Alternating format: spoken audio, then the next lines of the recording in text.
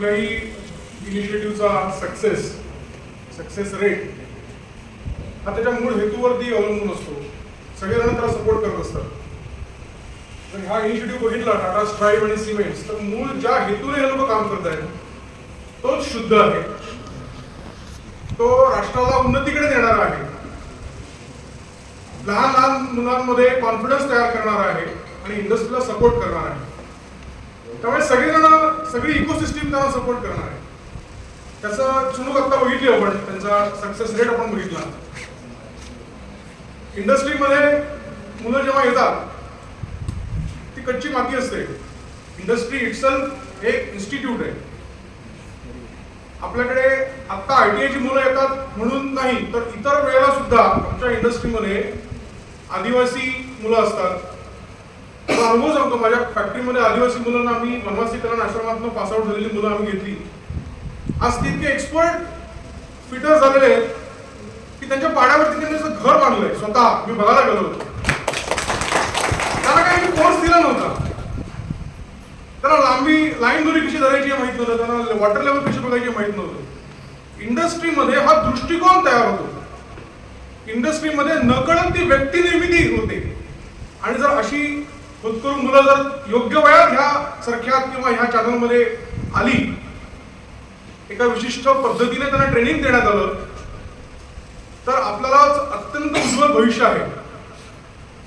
As a लघु उद्योगवादी म्हणून मी काही गोष्टी सांगतो. इंडस्ट्री म्हणून आम्ही ह्या सगळ्या उपक्रमाकडे, ह्या सगळ्या इनिशिएटिव्हकडे केवळ त्याला रोजगार मिळावा, तो पायावरती उभा राहावा, त्याचं घर चालवं इथपर्यंत सीमित विचार नाही करत.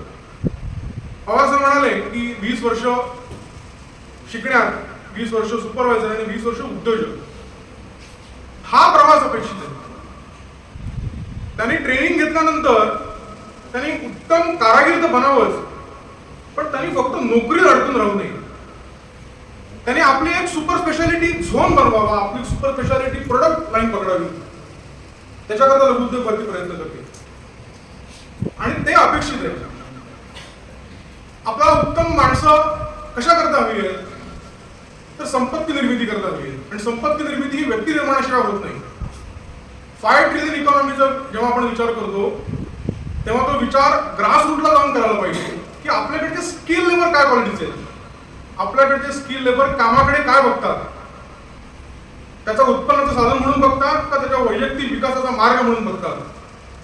ही जागृती आपण इंडस्ट्रीमध्ये आठवड्यातनं एखाद दिवस टी टाइम मध्ये 15 मिनिटं 20 मिनिटं मुलांना एकत्र करून सांगायला हवी की हे केवळ ट्रेनिंग नाहीये, हे तुमच्या देशाचं मुळापासून उन्नतीचं साधन आहे.